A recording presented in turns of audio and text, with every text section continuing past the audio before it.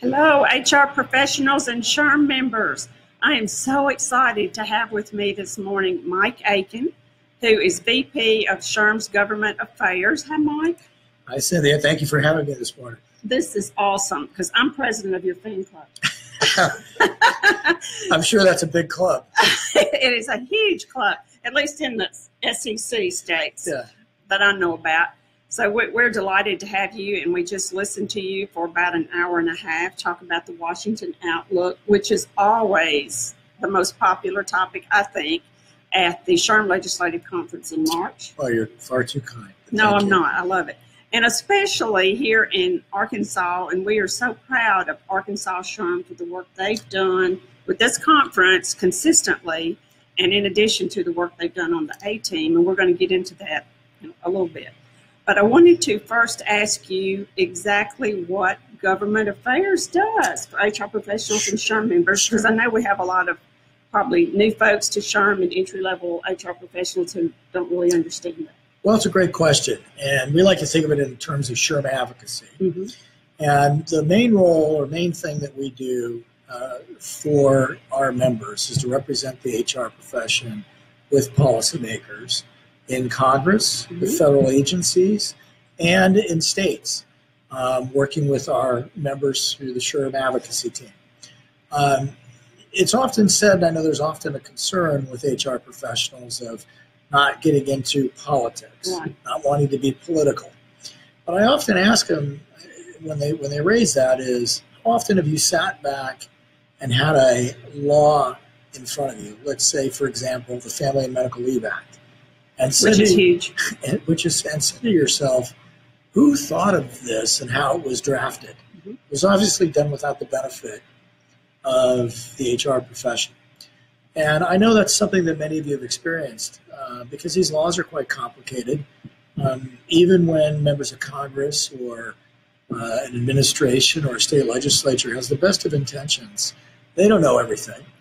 And the SHRM advocacy effort, whether it's through SHRM Government Affairs or through our member advocacies, members have the ability to influence that policy and help to shape it so it works not just for the organizations, but for the employees themselves. So we think it's a win-win, and it's a great way for you to lend your expertise and your voice to the public policy issues that shape the workplace here in the United States.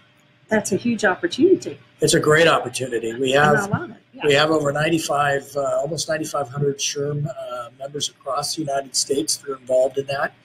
100% of the congressional districts are represented, but we're looking for more. Yes. Everybody can have a voice. Everybody can have a voice.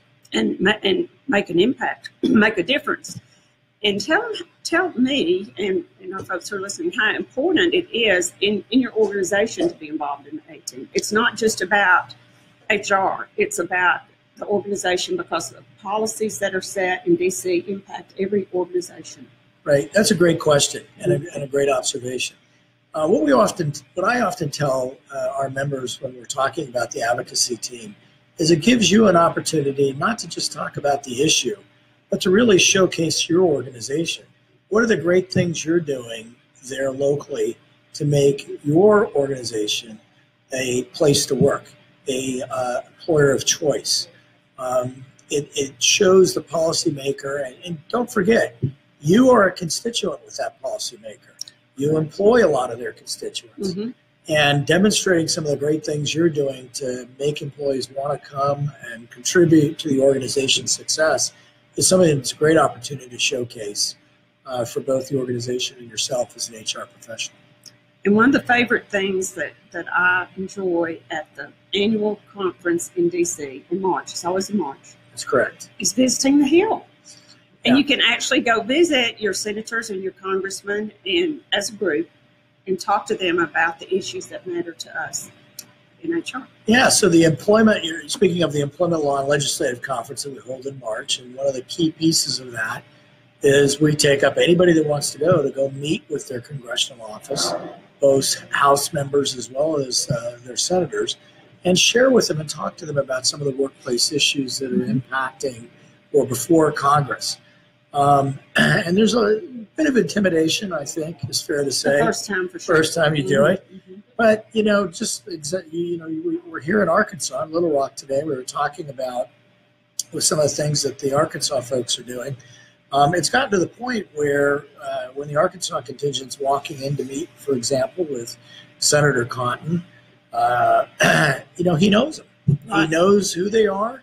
He knows the issues. And has great respect for them, I will say. And consults with them about stuff that's coming up. Doesn't mean that particular senator or representative is always going to vote your way, but they see you as a resource and being able to help produce a better product on the other end. So it's very worthwhile, very fulfilling to do that, and we get a lot of great feedback from folks who participate. Yes.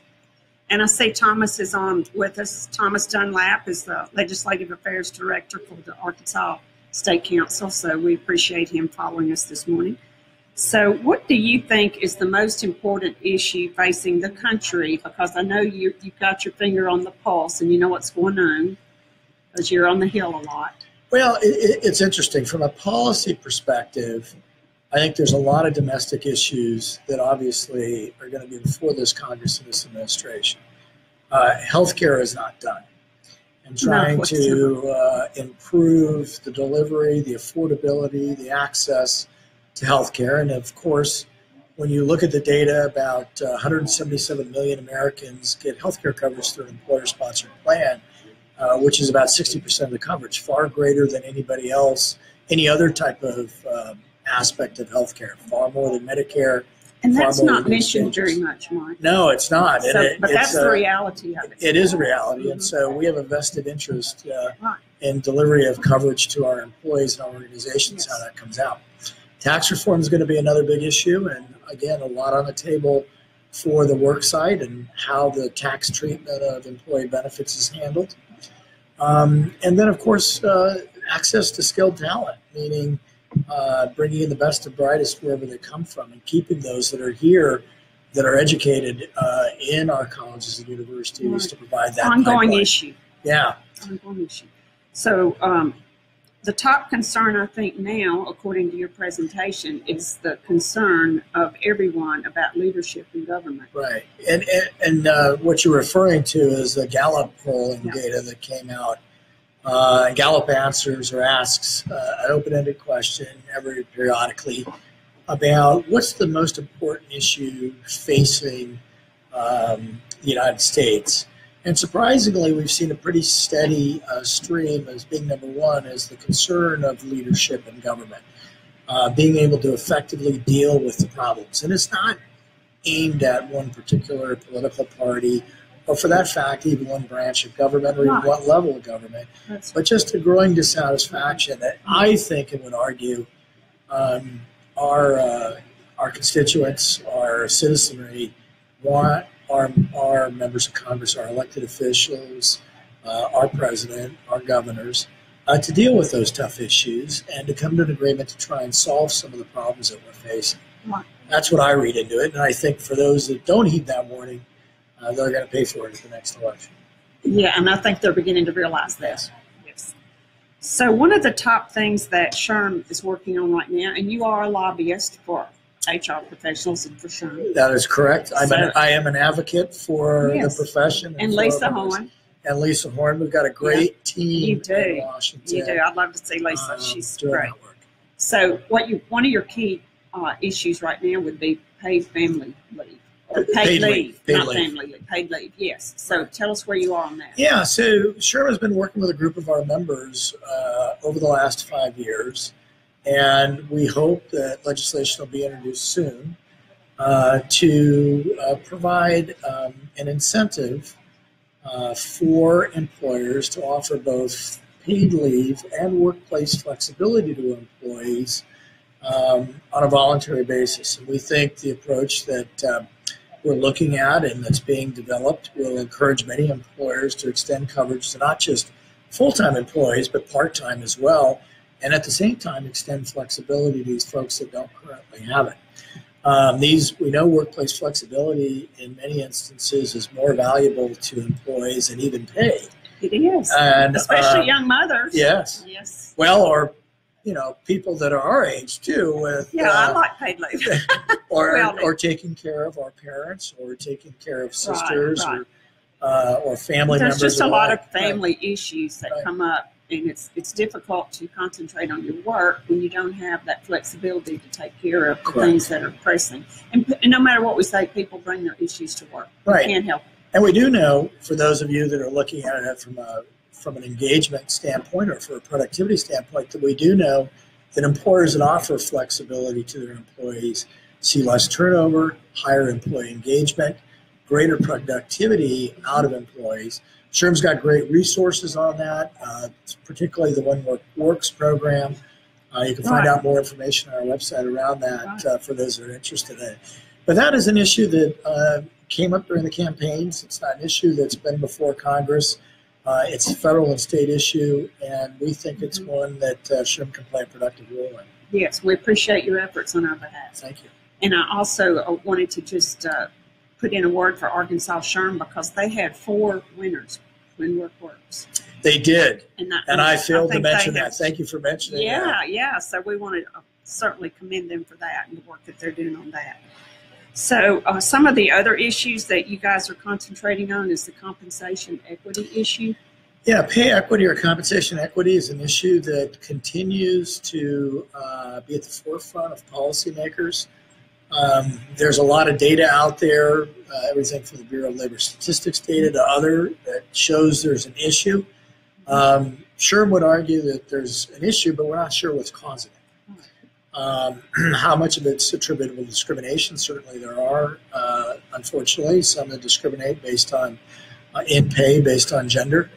But it may be other things. It could be negotiating when you're starting out. It could have to do with information that's out there. It could be encouraging employers to do some types of more pay audits to try and make sure that there's no disparity based on pay. It could be to the access to flexibility. There's at least a couple of studies out there that show that part of the pay gap may be attributable to people taking time off to raise a family. And if there are things like workplace flexibility and other types of mechanisms in place, it could lower that potential exposure. So there's a variety. We're not quite sure what the answer is, and what SHRM has said pretty consistently, before we take a one-size-fits-all approach trying to solve this, is we need to get a better idea of what's causing it to try and address those problems. So you can keep working on this issue. We're going to keep working on it with our members to try and come up with some different potential solutions. Right. Well, it certainly is a pleasure talking to you this morning. Well, Cynthia, thank you so much for having me on and having me with your audience. Yes, thank you so much for the contributions that SHRM makes to our magazine. And you guys are a great partner for us, and we always enjoy all the conferences. Well, we appreciate the partnership very much. So yes, we look forward to continuing it. So thank you, everyone, for joining us. And if you want to talk to Mike, his Twitter handle is? Oh, gosh, SHRM VP Aitken. And you can also certainly reach us at my email at mike.aitken, AITKEN, @shrm.org. Very good. So thank you so much, and we will be in touch. Our next interview will probably be in about an hour. Thank you, Mike. Thank you for having me again.